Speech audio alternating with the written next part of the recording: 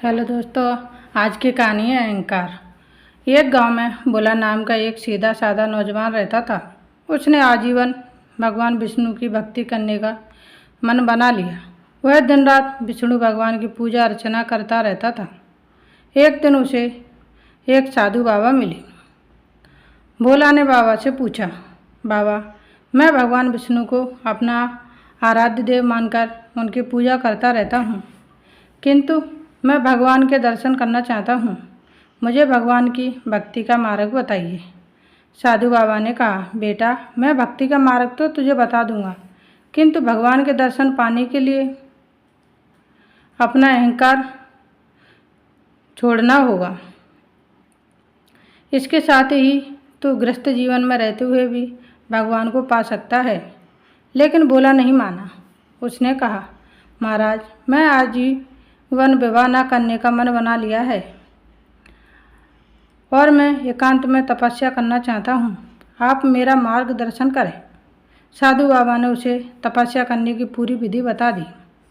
अगले दिन भोला जंगल में पहुँच गया और एक स्थान पर बैठकर तपस्या करने लगा। धीरे धीरे वह तपस्या में लीन हो गया।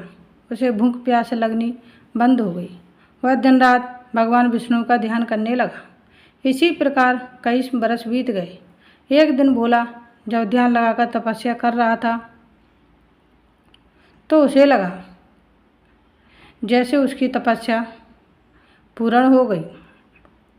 उसके शरीर के अंदर अलौकिक शक्तियाँ भर गई हैं। ये देखकर भोला बहुत खुश हुआ।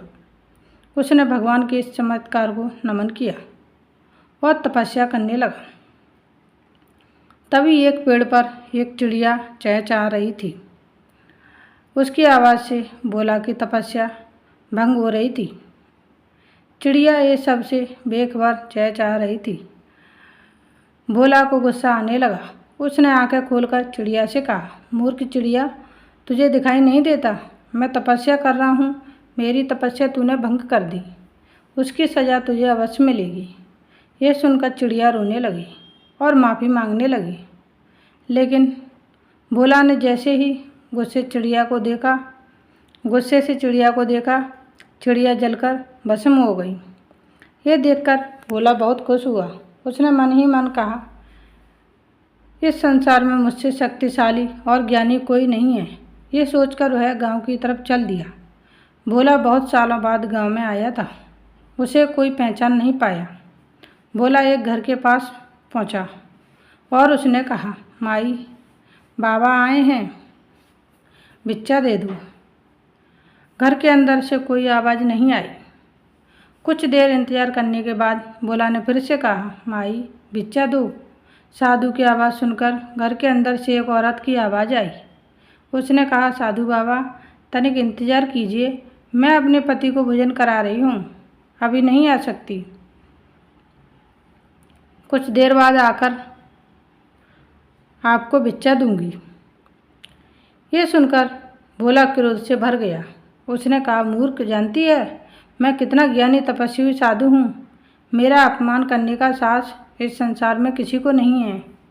तभी उस घर से आवाज़ आई, क्षमा कीजिए महाराज, किंतु मैं अपने पति को भोजन कराए बिना बाहर नहीं आ सकती। ये सुनकर भोला और अधिक क्रोध में बोला, तू इसका परिणाम जानती है?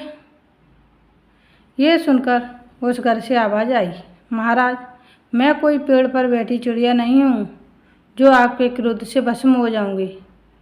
ये सुनकर भोला आश्चर्य में पड़ गया। उसने कहा, तुझे ये सब कैसे पता?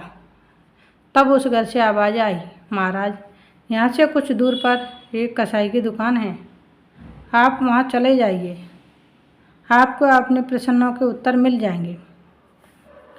भोला उसकी दुकान की ओर चल दिया।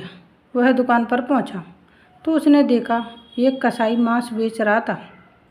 भोला को देखकर वह दुकान से बाहर आ गया। भोला उससे कुछ पूछता उससे पहले ही कसाई ने कहा, महाराज, आपको उस औरत ने भेजा है जो अपने पति को भोजन करा रही थी। ये सुनकर भोला ने कहा, तुम्हें ये सब कैसे पता? वहाँ तो उस समय कोई नहीं था। तब उस कसाई ने कहा, महाराज, आप मेरे साथ मेरे घर चलिए, वहाँ आपके सभी प्रश्नों के उत्तर मिल जाएंगे।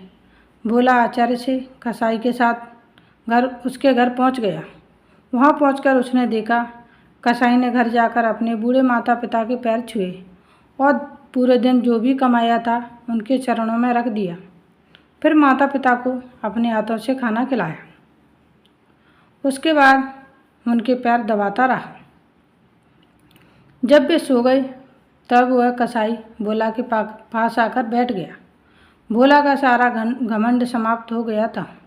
उसने कसाई के पैर पकड़ लिए और बोला, मैंने वर्षों तक तपस्या की जिससे अलौकिक शक्तियाँ मेरे अंदर आ गईं, लेकिन आपको देखकर मेरा सारा घमंड चला गया। आप मुझे इसका राज बताइए। तब उस कसाई ने कहा, जिस औरत ने आपको इंतजार करने के लिए कहा वह अपना पतिव्रत धर्म निभा रही थी। इस पतिव्रत धर्म के आगे तो यमराज को भी झुकना पड़ा था। उस पतिव्रता में वह शक्ति है कि उसे ग्रस्त होते हुए भी तपस्या का फल मिल गया, और इसका ज्ञान तो आपने देख ही लिया। मैंने पूरा दिन जीव हत्या कर उसका मांस बेचता हूँ, किंतु है मेरा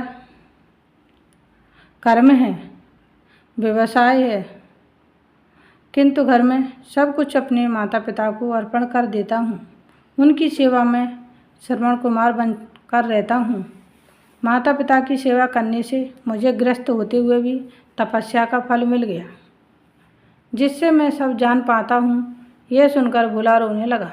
उसने कहा, मैंने कई वर्षों से तपस्या की भगवान को पाने के लिए, किंतु एक क्षण के अहंकार ने मेरी तपस्या भंग कर दी। ये सुनकर उस कसाई ने कहा, आपका मन अब निर्मल हो गया है। आप ग्रस्त जीवन में पूजा करते हुए प्रभु को याद कीजिए। यही सबसे बड़ी तपस्या है। अपने कर्मों से भागकर आप कभी प्रभु को नहीं पा सकते। ये सुनकर भोला अपने घर आ गया और गांव वालों की सेवा करने लगा। धीरे धीरे उसकी तपस्या पूर्ण होने लगी।